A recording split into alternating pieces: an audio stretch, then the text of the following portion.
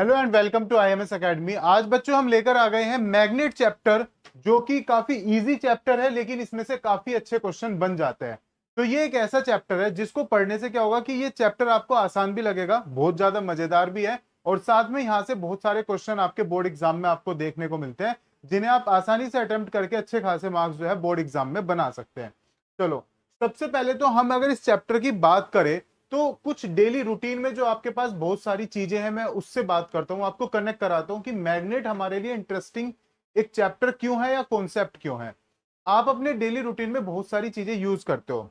जब हम मैग्नेट की बात करते हैं तो मैग्नेट से हमारा मतलब केवल ये नहीं है कि मैग्नेट डायरेक्टली हम उससे इंटरेक्ट कर रहे हैं या किसी मैग्नेट को लेके हम कोई एक्सपेरिमेंट कर रहे हैं, नहीं। आप में से बहुत बच्चों को पता भी होगा और जिनको नहीं पता वो भी जान लो। जैसे कि आप अगर स्पीकर यूज करते हो तो स्पीकर के अंदर भी क्या लगी होती है? मैग्नेट लगी होती है। आप सभी के घरों में वॉशिंग मशीन यूज होती है, आप सभी के घरों में मिक्सर ग्राइंडर यूज होता है, आप सभी के घरों में एसी है। तो ये जितनी भी आपकी मशीनरी है, इन सभी में भी मैग्नेट यूज होती है। तो मैग्नेट का मतलब खाली ये नहीं है कि एक मैग्नेट है या उसे लेके आप कोई गेम खेल रहे हो। मैग्नेट एक ऐसा सब्सटेंस है जो आपके घरों में बहुत सारी मशीनरी को बनाने में यूज हो रहा है, और आप लोगों को पता भी नहीं है कि वो किस तरीके से वर्क करता है।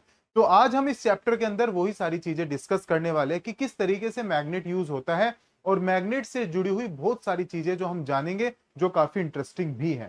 चलो, सबसे पहले तो मेरा आप लोगों से यही क्वेश्चन है कि मैग्नेट क्या होती है। अगर मैं आपसे क्वेश्चन पूछूं तो सभी बच्चों को पता होगा कि भाई मैग्नेट नॉर्मली हम सभी ने देखी है, लेकिन अगर आपसे कोई उसकी डेफिनेशन पूछ ले तो आप किस तरीके से बताओगे? सोच के बताओ मुझे। अगर कुछ बच्चों को पता है, कुछ के दिमाग में है मैग्नेट क्या होती है। चलो, जिन बच्चों ने रिकॉल किया बहुत अच्छी बात है। मैं आपको बताता हूं मैग्नेट क्या होती है। मैग्नेट एक ऐसा सब्सटेंस है जो कोबाल्ट, निकिल, ये जो बने हुए सब्सटेंस है आपके, कोबाल्ट हुआ, आयरन हुआ, निकिल हुआ, इनसे बनी हुई चीजों को या डायरेक्ट इनको अपनी तरफ अट्रैक्ट करता है। या ज्यादातर जो मैग्नेट इफेक्ट दिखाएगा अपना मैग्नेटिक इफेक्ट, वो आयरन, कोबाल्ट या निकिल के लिए दिखाएगा, बाकी सभी मेटल्स के लिए नहीं दिखाता। एक तो हम सभी ये चीज गलत मान के चलते हैं, आप में से बहुत बच्चे भी ये मानते होंगे कि मेटल, जितने भी मेटल्स है वो सारे मैग्नेट से अट्रैक्ट होते हैं। तो ऐसा नहीं है, मेनली आयरन, कोबाल्ट और निकिल होता है। ये मैग्नेट जो है, magnetic effect of electric current से हमारा मतलब यहां पर यह है कि यहां पर हम जो मेन डिस्कस करने वाले हैं वो एक नेचुरल मैग्नेट के बारे में नहीं। हम बात करने वाले हैं कि अगर किसी भी वायर में करंट पास होगा तो वो वायर किस तरीके से मैग्नेटिक इफेक्ट दिखाएगा। जैसे कि अगर आप सभी ने देखा होगा, अगर किसी भी वायर में करंट पास हो रहा है तो आप बहुतों को सलाह दी जाती है कि आपको उस वायर से दूर रहना चाहिए। उस टाइम पे दूर रहने से क्या मेन पर्पस है कि अगर आप उसके नजदीक चला जाओगे तो इट मींस कि जब आप उसको डायरेक्ट फिजिकली टच करोगे तब आपको प्रॉब्लम नहीं है, अगर आप उसके बहुत ज्यादा नजदीक जा रहे हो तब भी प्रॉब्लम है, क्योंकि वो अपने चारों तरफ एक मैग्नेटिक फील्ड बनाता है और कई बारी आप एक फोर्स के थ्रू उससे अट्रैक्ट हो सकते हो, जिससे फिर आपकी बॉडी में करंट पास होने से किसी तरह की जो है, बहुत बच्चों की या बहुत बारी हमने सुना है कि उसकी डेथ हो गई या उसके साथ कुछ इश्यूज हो गए। ये सभी इसी वजह से हुआ है क्योंकि बच्चों को पता नहीं होता या बहुत लोगों को पता नहीं होता कि वायर के चारों तरफ एक मैग्नेटिक फील्ड बनता है और उस मैग्नेटिक फील्ड से हमें दूर रहना चाहिए। तो आज हम पढ़ेंगे कि किस तरीके से मैग्नेटिक इफेक्ट वो दिखता है और किस तरीके से ये रिसर्च हुआ था या पता चला था कि हाँ, किसी भी करंट के चारों तरफ एक मैग्नेटिक इफेक्ट बनेगा। चलो, सबसे पहले अगर हम इसमें बात करें, आ जाते हैं magnetic effect of electric current, जो चैप्टर का नाम है, और वही आज हमारी सबसे पहले डेफिनेशन होने वाली है।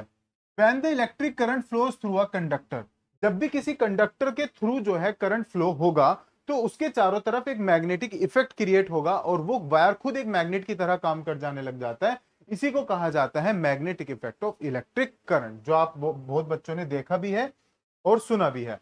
अब सबसे पहले मेन बात करते हैं ओरस्टेड की। किसका नाम है ये Oersted? Oersted was the name of scientist, एक साइंटिस्ट का नाम है जिन्होंने बाय डिफॉल्ट यानी कि एक्सीडेंटली ये प्रूव हुआ था कि जो मैग्नेट होती है वो अपने चारों तरफ, जो इलेक्ट करंट है वो चारों तरफ एक मैग्नेटिक इफेक्ट प्रोड्यूस करता है। यानी कि इनको उसके ऊपर कोई डाउट नहीं था, इसके ऊपर कोई रिसर्च नहीं कर रहे थे, वो तो कोई दूसरा एक्सपेरिमेंट कर रहे थे, और बाई चांस एक कंपास उसके पास में रखा हुआ था वायर के, जिसकी वजह से उसमें डिफ्लेक्शन हुआ, और एक्सीडेंटली उन्होंने इसके ऊपर फिर जब रिसर्च किया तो उन्हें पता चला, उन्होंने कंक्लूजन निकाला कि जो करंट पास होता है वो अपने चारों तरफ एक मैग्नेटिक फील्ड बनाता है। खैर, इसको ज्यादा डिटेल में पढ़ेंगे।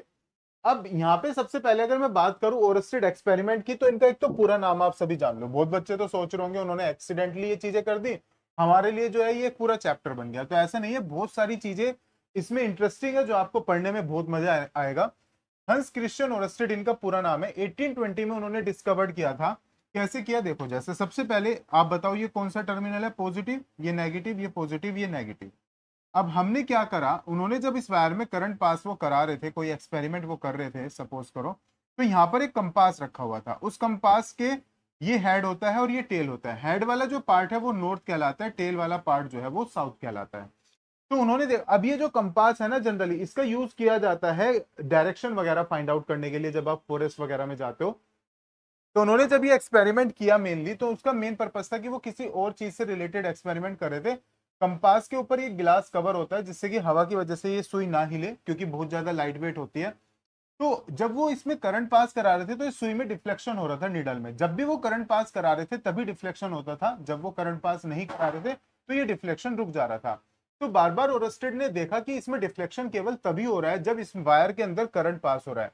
तो उन्होंने एक कंक्लूजन निकाला कि इसका मतलब अगर किसी भी वायर में करंट पास होगा तो वो अपने चारों तरफ एक मैग्नेटिक फील्ड बना देता है, और उस मैग्नेटिक फील्ड से इस वाली मैग्नेटिक फील्ड का इंटरेक्शन होने से एक फोर्स क्रिएट हो रहा है, जिसकी वजह से ये सुई हिल रही है।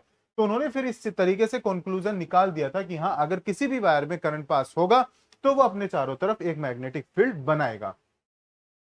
इसके बाद हमने बहुत सारी चीजें पढ़ी। अब सबसे पहले तो मैं आपको बात बताऊं, जैसे कि अगर आप मार्केट में आप जाते भी हो, आपने देखी भी होगी, ये होती है बार मैग्नेट, जिसका एक नॉर्थ पोल है एक साउथ पोल है। एक तो याद रखना, हमेशा मैग्नेट जो है उसके दो पोल्स पाए जाएंगे, ऐसी आप मैग्नेट नहीं बना सकते जिसमें खाली एक ही पोल हो।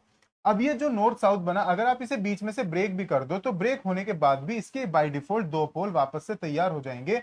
ये नॉर्थ बन जाएगा और ये साउथ बन जाएगा। तो इस तरीके से एक मैग्नेट के आप कितने भी टुकड़े करते चले जाओ, उसमें जो है दो पोल्स बनेंगे। एक बात और है, अगर आपको कोई मैंने डायरेक्शन दे दी कि ये साउथ डायरेक्शन है और ये नॉर्थ डायरेक्शन है, और आपने एक मैग्नेट ली, उसको धागे से बांध दिया, लटका दिया इसको किसी चीज से। अब आपने क्या करना है कि इस मैग्नेट के पोल का पता करना है कि कौन से होंगे। तो इसका जोन सा पोल साउथ डायरेक्शन की तरफ रुकेगा वो साउथ पोल होगा, और जो पोल नॉर्थ डायरेक्शन की तरफ रुकेगा वो नॉर्थ पोल होगा। अब आपके दिमाग में तुरंत एक बात आई होगी कि हमने मैग्नेट के बारे में इतना तो पढ़ा है कि साउथ साउथ से रिपेल होता है। तो बच्चों, वो साउथ साउथ से रिपेल होता है, यानी कि दूसरा भी साउथ पोल होगा किसी मैग्नेट का, और ये भी साउथ पोल होगा मैग्नेट का। वो जो दूसरे वाला पोल है वो मैंने साउथ पोल नहीं लिया, साउथ डायरेक्शन ली है। और अर्थ के अंदर भी एक इमेजिनरी मैग्नेट पाई जाती है, क्योंकि अर्थ के अंदर बहुत सारा आयंस है। तो वो जो आयंस है उसकी वजह से एक जो मैग्नेट बनती है, तो साउथ डायरेक्शन की तरफ एक्चुअली उस मैग्नेट का नॉर्थ पोल आता है।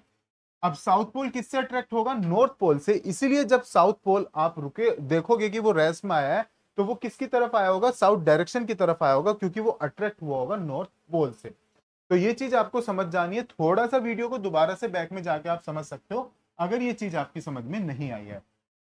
चलो, अब अगर मैं इसमें आपको एक इंपॉर्टेंट कॉन्सेप्ट समझाऊं, अगर ये मैग्नेट मैंने ली जिसका नॉर्थ पोल है, ये साउथ पोल है, तो इसके चारों तरफ एक मैग्नेटिक फील्ड बनता है। आपने देखा होगा, जैसे कि अगर आपने कोई मैग्नेट ली, अब आप उसकी तरफ कोई सब्सटेंस लेकर आए, आप देखोगे वो उसकी तरफ अट्रैक्ट हो रहा है। जैसे जैसे आप उस सब्सटेंस को उससे पीछे लेते जाओगे, एक लिमिट आने पर अब वो सब्सटेंस उससे अट्रैक्ट होना बंद हो जाएगा। तो इट मींस कि एक मैग्नेट का एक चारों तरफ एक मैग्नेटिक फील्ड था, जहां तक वो अपना मैग्नेटिक इफेक्ट दिखा सकती थी। तो वो एरिया किसी भी मैग्नेट के चारों तरफ जहां तक उसका मैग्नेटिक फोर्स दिखेगा या एक्सपीरियंस होगा, उसी को कहा जाएगा मैग्नेटिक फील्ड। और यहाँ पे तो मैग्नेटिक फील्ड एक कॉन्सेप्ट है खाली। जब आप 12th क्लास में सेम चैप्टर पढ़ोगे तो आप पढ़ोगे कि मैग्नेटिक फील्ड का एक सिंबल भी है जो कैपिटल बी होता है, इसकी एसआई यूनिट भी है टेस्ला, और इसके ऊपर न्यूमेरिकल्स भी है। 10th क्लास के सिलेबस में न्यूमेरिकल्स नहीं है, केवल थ्योरेटिकल कॉन्सेप्ट है, जो इस चैप्टर को बहुत ज्यादा आसान बना दे रहा है और मजेदार भी। अगर मैग्नेटिक फील्ड लाइंस की मैं बात करूं, तो आप ना कभी एक एक्सपेरिमेंट करके देखना, आयरन फाइलिंग्स लाना, यानी कि लोहे का चूरा आता है, उसको आप बिखेर दो ऐसे, और एक मैग्नेट रखो, आप देखोगे वो एक पैटर्न बनाएगा। वो आयरन फाइलिंग्स आपकी एनसीईआरटी बुक में दे भी रखा है। वो जो आयरन फाइलिंग्स की वजह से जो पैटर्न बना, वो एक्चुअली बना मैग्नेटिक फील्ड लाइंस की वजह से। ये मैग्नेटिक फील्ड लाइंस आप कभी भी देख नहीं सकते, किसी भी मैग्नेट के चारों तरफ ये आपको निकलती दिखाई नहीं देगी, लेकिन इनकी एक डायरेक्शन होती है कि हमेशा नॉर्थ से निकल के साउथ की तरफ जाती है, आउटसाइड द मैग्नेट। पहली प्रॉपर्टी तो ये। दूसरी प्रॉपर्टी ये होती है, अंदर की तरफ ये साउथ से नॉर्थ की तरफ जाती है। कहने का मीन्स जहां से शुरू हुई वहीं पर जाकर ये खत्म हो जाती है। तो मैग्नेटिक फील्ड लाइंस एक क्लोज लूप भी बनाती है। क्लोज लूप का मतलब जो चीज जहां से शुरू हुई वहीं पर आकर खत्म हो गई। नाउ नेवर इंटरसेक्ट, ये इतना इंपॉर्टेंट कॉन्सेप्ट है ना कि magnetic field lines never intersect each other. आप बोर्ड एग्जाम का क्वेश्चन पेपर उठा के देख लो, आपको बहुत सारे क्वेश्चन पेपर में ये कॉन्सेप्ट देखने को मिलेगा कि मैग्नेटिक फील्ड लाइंस कभी भी इंटरसेक्ट नहीं करती। क्यों? इसका रीजन आप दोगे कॉन्ट्राडिक्शन मेथड से। अब कहोगे सर ये कॉन्ट्राडिक्शन मेथड कहां से आ गया, मैथ्स में पढ़ा है ये तो हमने। तो मैथ्स में जब आपने पढ़ा है कॉन्ट्राडिक्शन मेथड, तो उसमें आपको बताते हैं ना कि किसी नंबर को इरेशनल प्रूव करना है तो रेशनल मान के चलो। वही काम यहां पे करेंगे। अगर हमने प्रूव करना है कि मैग्नेटिक फील्ड लाइंस इंटरसेक्ट करती है, तो हम यहां पर इसको इस तरीके से लेंगे कि हमने प्रूव करना है कि मैग्नेटिक फील्ड लाइन इंटरसेक्ट नहीं करती, तो हम मान के चलेंगे वो कर रही है। तो जहां पर वो करेगी at the point of intersection, वहां पर दो डायरेक्शन होगी। लेकिन ऐसा पॉसिबल ही नहीं है कि मैग्नेटिक फील्ड लाइंस की दो डायरेक्शन हो, उसकी तो केवल एक ही डायरेक्शन होती है, नॉर्थ टू साउथ पोल, और ये सारी लाइंस एक दूसरे के पैरेलल होती है। तो जब मैग्नेटिक फील्ड लाइंस की दो डायरेक्शन पॉसिबल ही नहीं है, तो मैग्नेटिक फील्ड लाइंस कभी भी इंटरसेक्ट नहीं कर सकती। नाउ एक सबसे important point, magnetic field lines जहां पे ज्यादा नजदीक होगी, अब आप देखोगे ये इस तरीके से लाइंस निकल रही है नॉर्थ टू साउथ, तो ये पोलर एरियाज पर ज्यादा नजदीक है। तो पोलर एरियाज पे ज्यादा नजदीक होने से यहाँ पे मैग्नेटिक फील्ड ज्यादा स्ट्रॉन्ग होगा, लेकिन जहां पर ये लाइंस एक दूसरे से दूर होगी वहां पे मैग्नेटिक फील्ड वीक होगा। तो ये भी है कि मैग्नेटिक फील्ड की जो इंटेंसिटी है वो डिपेंड करती है नंबर ऑफ लाइंस की क्लोजनेस, कि कितनी ज्यादा वो नजदीक है वहां पे फील्ड स्ट्रॉन्ग, और जहां पे वो दूर है वहां पे फील्ड वीक होगा। ध्यान से देख लो, ये सभी आपको कोई भी डाउट है आप पूछ सकते हो। और ये आप करके भी देख सकते हो, जैसे आप दो मैग्नेट लो नॉर्थ साउथ, जब इसका साउथ आप इधर रखोगे तो इनके बीच में आपस में होगा रिपल्शन, और जब आप रखोगे अनलाइक पोल से एक तरफ, तब क्या होगा? अट्रैक्शन। समझ रहे हो ना? अट्रैक्शन। चलो, now right hand rule, right hand thumb rule. अब ये बच्चे समझेंगे सर ये क्या आ गया right hand thumb rule. Right hand thumb rule बहुत ज्यादा आसान है। मैक्सवेल एक साइंटिस्ट थे, उन्होंने अपने राइट हैंड को यूज करके एक रूल दिया था जिसे राइट हैंड थंब रूल कहा जाता है। सबसे पहले तो मैं आपको कंडीशन बताता हूं ये कैसे लगेगा। मान के चलो ये एक स्ट्रेट वायर है जिसमें करंट ऊपर की तरफ जा रहा है। जब इसमें करंट ऊपर की तरफ जा रहा है तो अब इसमें क्या होगा? मैग्नेटिक फील्ड बना होगा। अब हमारे पास क्वेश्चन ये है मैग्नेटिक फील्ड की डायरेक्शन क्या होगी अगर करंट ऊपर की तरफ है। तो मैक्सवेल ने अपना ये राइट हैंड थंब रूल इसीलिए दिया था कि जब भी किसी भी वायर में, स्ट्रेट वायर में करंट पास हो रहा होगा, तो आप अपने राइट हैंड थंब रूल का यूज करके इसको आसानी से पता लगा सकते हो कि मैग्नेटिक फील्ड की डायरेक्शन क्या होगी। इसके लिए इन्होंने ये रूल कैसे दिया था? उन्होंने कहा था कि आप अपने राइट हैंड को ऐसे रखो कि suppose you are holding a wire, आपने एक वायर पकड़ा हुआ है और आप अपने थंब को उस डायरेक्शन में कर दो जिस डायरेक्शन में करंट जा रहा है। जैसे कि अगर इस कंडक्टर में करंट ऊपर की तरफ जा रहा है तो आपको अपना थंब ऊपर की तरफ ही रखना है। तब आपकी जो ये कर्ल्ड फिंगर है ये डायरेक्शन दिखाएगी मैग्नेटिक फील्ड की। और ये डायरेक्शन कैसे आ रही है? एंटी क्लॉकवाइज आ रही है। एंटी क्लॉकवाइज यानी कि घड़ी जिस दिशा में चलती है उसके अपोजिट डायरेक्शन। और ये जो डायरेक्शन आप दिखाओगे मैग्नेटिक फील्ड की, ये बहुत सारे कॉन्सेंट्रिक सर्किल्स के थ्रू दिखाओगे। कॉन्सेंट्रिक सर्किल्स यानी कि जिनका सेंटर सेम होता है। सेम अगर आप करंट नीचे की तरफ आ रहा है तो वापस से आप ये रूल लगाओगे राइट हैंड थंब रूल, और करंट इस बार नीचे की तरफ है तो थंब नीचे की तरफ होगा, और ये जो आपकी मुड़ी हुई फिंगर है ये इस बार क्लॉकवाइज होगी, तो ये डायरेक्शन दिखाएगी आपकी क्लॉकवाइज। तो इस through the so many concentric circles, तो इस तरीके से आप राइट हैंड थंब रूल लगा सकते हो। और ये बहुत ज्यादा इंपॉर्टेंट है, एग्जाम में डायरेक्ट रूल भी पूछ लिया जाता है, तो ये आपको याद रखना है। चलो, अब इसके ऊपर हमारे कुछ पैटर्न्स आते हैं। सबसे पहले जो स्ट्रेट वायर की अगर मैं बात करूं, जैसे अभी मैंने आपको समझाया, तो अगर स्ट्रेट वायर में वो लगाने आ जाए तो आप बहुत आसानी से लगा सकते हो कि किस तरीके से स्ट्रेट वायर में जो है वो करंट पास होगा, तो मैग्नेटिक फील्ड का पता लगा सकते हैं through the Maxwell right hand thumb rule. लेकिन अगर सर्कुलर कोइल होगी तो सर्कुलर कोइल में कैसे लगाया जाएगा, उसमें भी राइट हैंड थंब रूल लगेगा। आप सभी के लिए ये एक एक्टिविटी है कि आप सभी सर्कुलर लूप में लगा के देखो राइट हैंड थंब रूल। जिसका हो जाए कमेंट बॉक्स में लिखना। बाकी नेक्स्ट वीडियो में हम सर्कुलर लूप में किस तरीके से राइट हैंड थंब रूल लगा सकते हैं वो हम सीखेंगे। लेकिन उसके लिए जितना भी आज आपको इस वीडियो में बताया है सारा आपको करके आना है। बहुत आसान है, मजेदार है। जब इसको आप अच्छे से करोगे तो आगे के जितने भी कॉन्सेप्ट है वो अपने आप ही आपको बहुत ज्यादा आसान और मजेदार लगने लगेंगे। जो भी आपके डाउट्स हैं आप कमेंट बॉक्स में लिख सकते हैं। चलो बच्चों, थैंक यू एवरीवन।